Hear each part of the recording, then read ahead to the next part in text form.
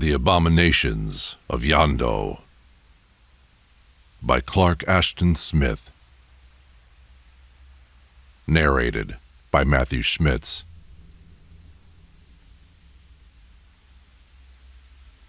The sand of the desert of Yondo is not as the sand of other deserts, for Yondo lies nearest of all to the world's rim, and strange winds blowing from a pit no astronomer may hope to fathom have sown its ruinous fields with the gray dust of corroding planets, the black ashes of extinguished suns. The dark orb-like mountains which rise from its wrinkled and pitted plain are not all its own, for some are fallen asteroids half buried in that abysmal sand.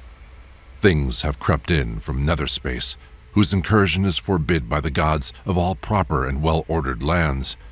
But there are no such gods in Yondo, where live the hoary genii of stars abolished and decrepit demons left homeless by the destruction of antiquated hells.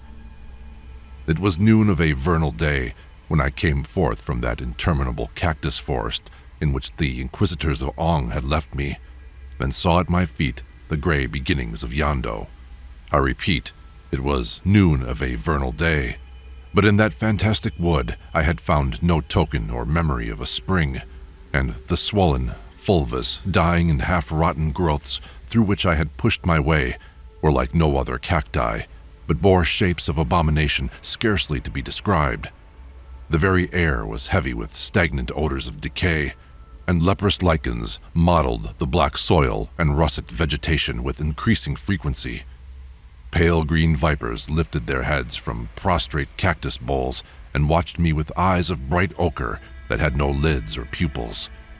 These things had disquieted me for hours past, and I did not like the monstrous fungi with hueless stems and nodding heads of poisonous mauve, which grew from the sodden lips of fetid tarns, and the sinister ripples spreading and fading on the yellow water at my approach were not reassuring to one whose nerves were still taut from unmentionable tortures. Then, when even the blotched and sickly cacti became more sparse and stunted, and rills of ashen sand crept in among them, I began to suspect how great was the hatred my heresy had aroused in the priests of Ong, and to guess the ultimate malignancy of their vengeance. I will not detail the indiscretions which had led me, a careless stranger from far-off lands, into the power of those dreadful magicians and mysteriarchs who serve the lion-headed Ong. These indiscretions, and the particulars of my arrest, are painful to remember.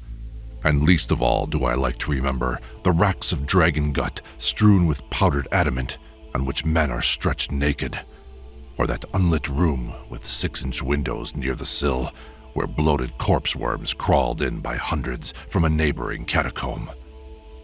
Sufficient to say, after expending the resources of their frightful fantasy, my inquisitors had borne me blindfolded on camelback for incomputable hours to leave me at morning twilight in that sinister forest.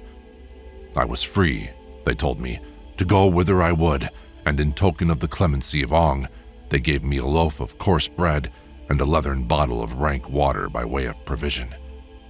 It was at noon of the same day that I came to the desert of Yondo. So far, I had not thought of turning back, for all the horror of those rotting cacti or the evil things that dwelt among them. Now, I paused, knowing the abominable legend of the land to which I had come, for Yondo is a place where few have ventured wittingly and of their own accord.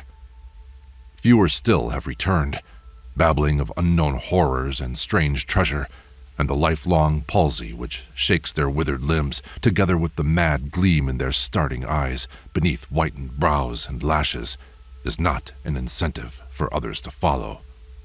So it was that I hesitated on the verge of those ashen lands and felt the tremor of a new fear in my wrenched vitals.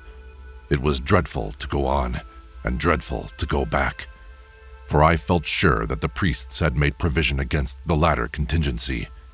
So after a little I went forward, singing at each step in loathly softness, and followed by certain long-legged insects that I had met among the cacti.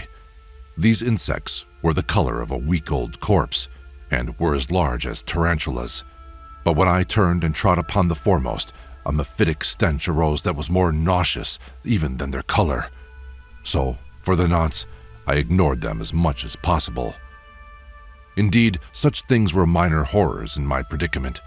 Before me, under a huge sun of sickly scarlet, Yondo reached interminable as the land of a hashish dream against the black heavens. Far off on the utmost rim were those orb-like mountains of which I have told, but in between were awful blanks of gray desolation, and low treeless hills like the backs of half-buried monsters. Struggling on, I saw great pits where meteors had sunk from sight, and diverse-colored jewels that I could not name glared or glistened from the dust. There were fallen cypresses that rotted by crumbling mausoleums, on whose lichen-blotted marble fat chameleons crept with royal pearls in their mouths. Hidden by the low ridges were cities of which no stela remained unbroken, immense and immemorial cities lapsing shard by shard, atom by atom, to feed infinities of desolation. I dragged my torture-weakened limbs over vast rubbish heaps that had once been mighty temples, and fallen gods frowned in rotting passamite or leered in riven porphyry at my feet. Over all was an evil silence, broken only by the satanic laughter of hyenas and the rustling of adders in thickets of dead thorn or antique gardens given to the perishing nettle and fumitory. Topping one of the many mound-like ridges, I saw the waters of a weird lake, unfathomably dark and green as malachite, and set with bars of profulgent salt. These waters lay far beneath me in a cup-like hollow, but almost at my feet on the wave-worn slopes were heaps of that ancient salt, and I knew that the lake was only the bitter and ebbing dregs of some former sea. Climbing down, I came to the dark waters and began to lave my hands, but there was a sharp and corrosive sting in that immemorial brine, and I desisted quickly, preferring the desert dust that had wrapped me about like a slow shroud. Here I decided to rest for a little, and hunger forced me to consume part of the meager and mocking fare with which I had been provided by the priests. It was my intention to push on if my strength would allow and reach the lands that lie to the north of Yondo. These lands are desolate indeed, but their desolation is of a more usual than that of Yondo, and certain tribes of nomads have been known to visit them occasionally. If fortune favored me, I might fall in with one of these tribes. The scant fare revived me, and for the first time in weeks of which I had lost all reckoning, I heard the whisper of a faint hope. The corpse-colored insects had long since ceased to follow me, and so far, despite the eeriness of the sepulchral silence and the mounded dust of timeless ruin, I had met nothing half so horrible as those insects. I began to think that the terrors of Yondo were somewhat exaggerated. It was then that I heard a diabolic chuckle on the hillside above me.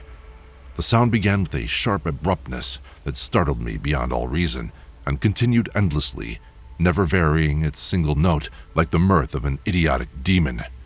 I turned and saw the mouth of a dark cave fanged with green stalactites, which I had not perceived before.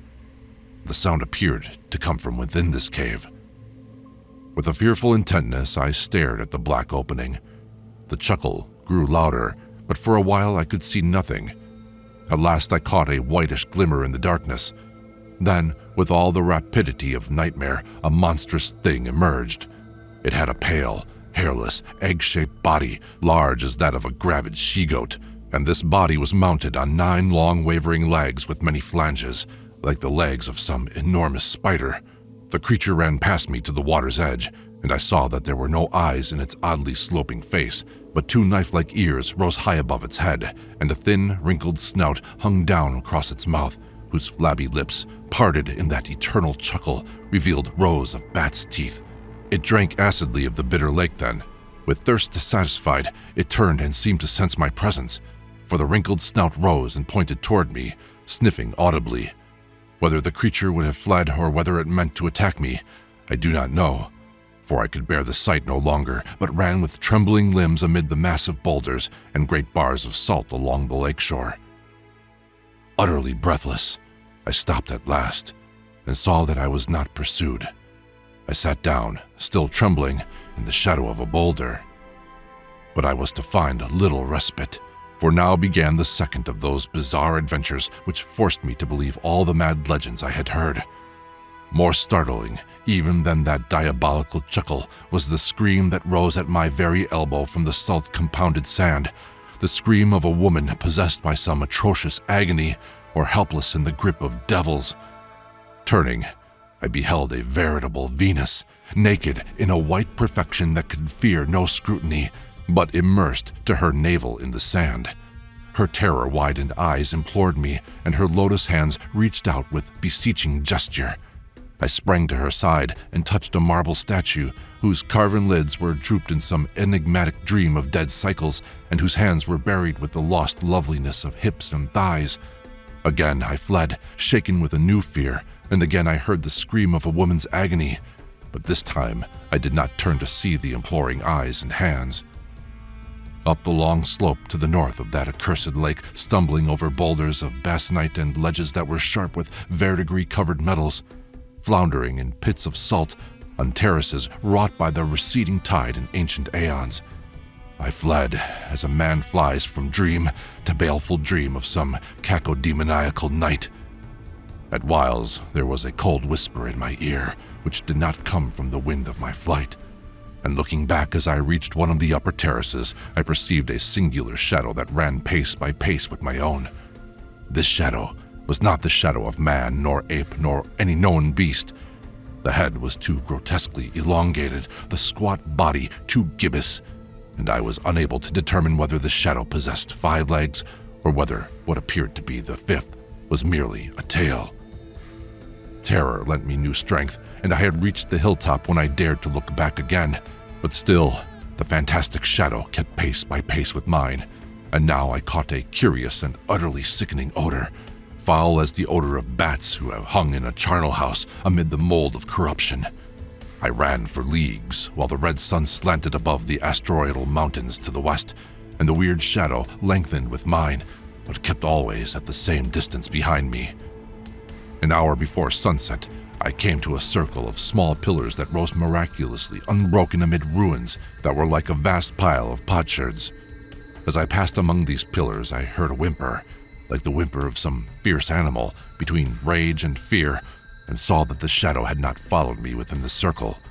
I stopped and waited, conjecturing at once that I had found a sanctuary my unwelcome familiar would not dare to enter. And in this action of the shadow confirmed me. The thing hesitated, then ran about the circle of columns, pausing often between them and whimpering all the while, at last went away and disappeared in the desert toward the setting sun. For a full half-hour I did not dare to move. Then the imminence of night, with all its probabilities of fresh terror, urged me to push on as far as I could to the north. For I was now in the very heart of Yondo, where demons or phantoms might dwell who would not respect the sanctuary of the unbroken columns. Now, as I toiled on, the sunlight altered strangely, for the red orb nearing the mounded horizon sank and smoldered in a belt of miasmal haze, where floating dust from all the shattered fanes and necropoli of Yondo was mixed with evil vapors coiling skyward from black enormous gulfs lying beyond the utmost rim of the world. In that night, the entire waste, the rounded mountains, the serpentine hills, the lost cities, were drenched with phantasmal and darkening scarlet. Then, out of the north, where shadows mustered, there came a curious figure. A tall man fully caparisoned in chainmail, or rather what I assumed to be a man. As the figure approached me, clanking dismally at each step on the sharded ground, I saw that its armor was of brass mottled with verdigris, and a casque of the same metal furnished with coiling horns and a serrate comb rose high above its head. I say its head, for the sunset was darkening, and I could not see clearly at any distance. But when the apparition came abreast, I perceived that there was no face beneath the brows of the bizarre helmet, whose empty edges were outlined for a moment against the smoldering light. Then the figure passed on, still clanking dismally, and vanished. But on its heels, ere the sunset faded, there came a second apparition, striding with incredible strides and halting when it loomed almost upon me in the red twilight.